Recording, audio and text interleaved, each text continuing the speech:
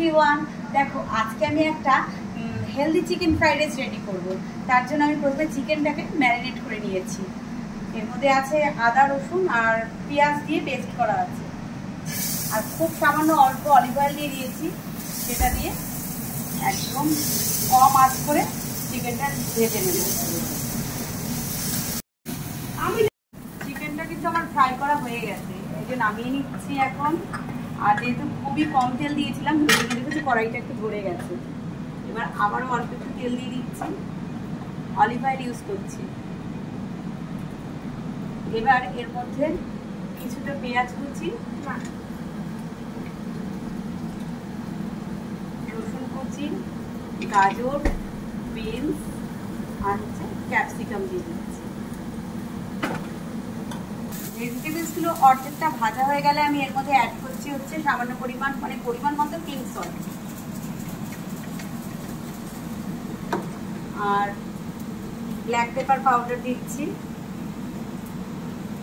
আর অল্প একটুখানি soya sauce add করছি।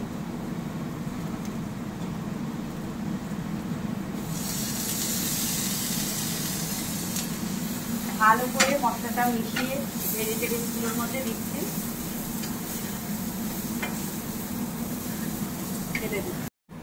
ভেজিটেবলসগুলো কিন্তু আমার প্রায় পুরো ভাজা হয়ে গেছে। এখন আমি যে চিকেনের পিসগুলো ভেজে রেখেছিলাম সেটা অ্যাড করে দিচ্ছি।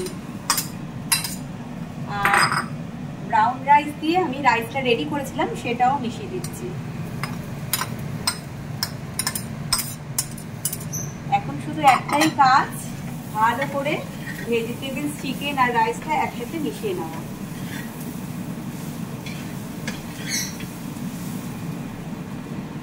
মনে হচ্ছে আর একটু গোলমরিচের গুঁড়ো লাগবে, সেটা দিয়ে দিচ্ছি।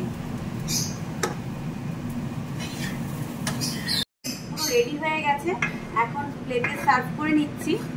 আর যেহেতু এটাতে খুবই কম তেল ইউজ করেছি আর পুরোটাই অলিভ অয়েলে রান্না করেছি, তাই তোমরা কিন্তু এই রেসিপিটা একবার ট্রাই করে দেখতে পারো।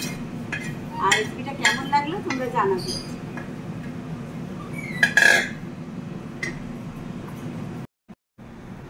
সত্যি বলছি, খেতে কিন্তু দারুণ হয়েছে।